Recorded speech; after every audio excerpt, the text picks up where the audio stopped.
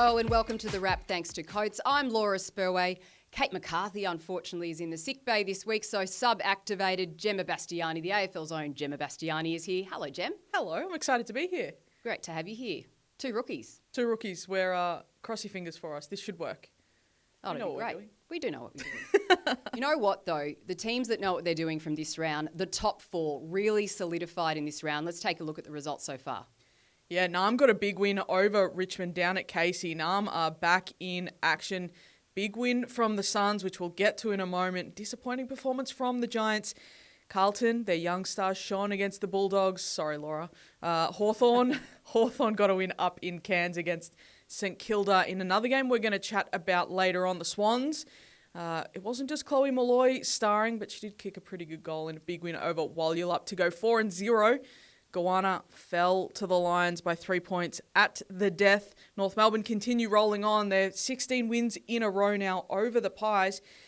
Essendon went down. First loss of the year against the Cats. And then the big one right at the death. And I'm sure Sarah Ollie will be very, very happy with the performance of Ella Roberts.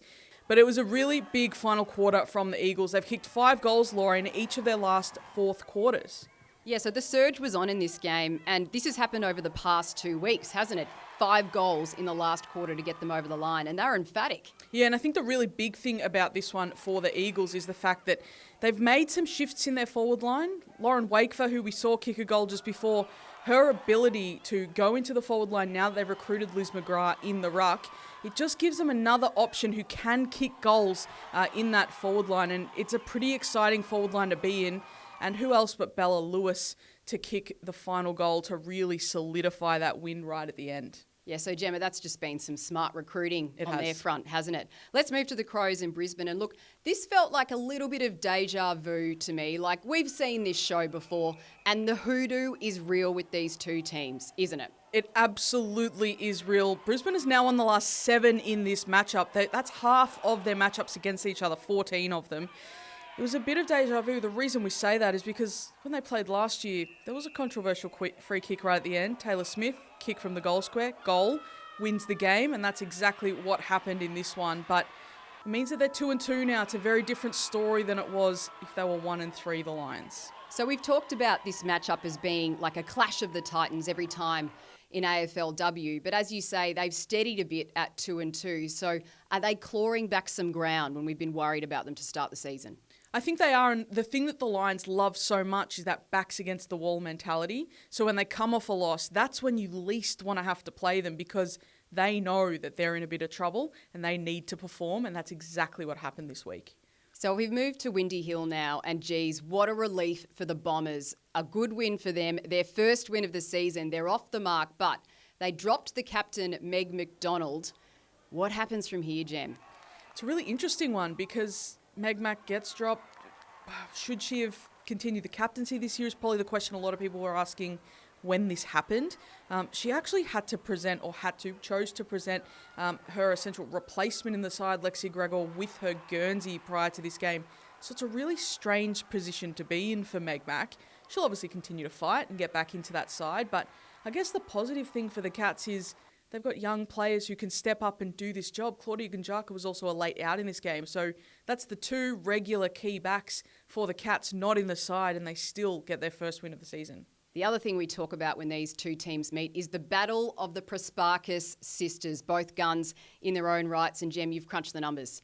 Well, I was going to ask you which Prasparkas are you taking? I'm taking Georgie. Yeah, and so am I. And the reason why we're taking Georgie, no shade on Maddie, but it's Georgie's ability to move the ball into attack. So from a clearance, her ability to take the ball forward, get it into an attacking position, and actually do damage on the scoreboard. So she is a noted goal kicker herself, kicked 2 goals in this game. But when she clears the ball, she's actually such a metres gained player.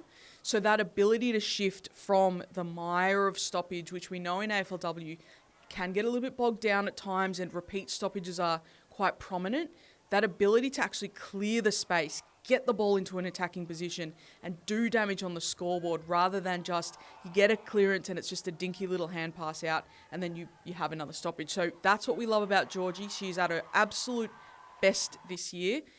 You saw her in the preseason and you liked what you saw, but this is the first time you've seen in the season, right? Yeah, I've been waiting for it. I saw her in the preseason. I was thinking she is going to go off this year, and it's been great to see that today. Speaking of box office, well, the Sydney Swans, they've been one of those teams this year, haven't they? They got the job done again with a third quarter blitz over Fremantle.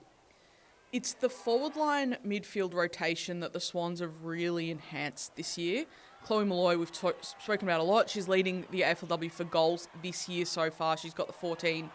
But what is really, really strong, we saw it last week and then we saw it this week when Walyulap got off to a really strong start, was that ability to make some shifts. Chloe Molloy not quite getting as much of it in the forward line.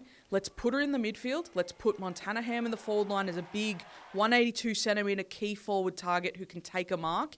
Those little shifts have just allowed them to work themselves back into games when they haven't been able to do that in the past. This isn't the Swans of the past that we've seen before.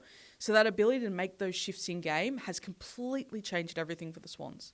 So last week, Kate McCarthy said Keely Shearer was a lock for goal of the year. Well, that's lasted all of 1 week, hasn't it, Jem, with what Chloe Molloy has pulled off today? Remarkable. I mean, did she mean it? I don't think she meant it. A bit fluky, wasn't it? It was but I still stand by it. Keely Shearer's last week was also a bit fluky, but fluky in the best possible way. I genuinely don't understand the physics of how that went through, but it went through. The Swans are happy. Chloe Molloy's probably going to be happy on AFLW Awards night too.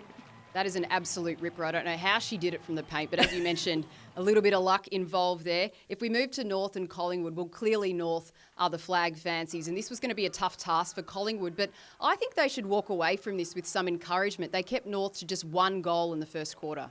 It was the lowest first quarter score from North all year, 1-2.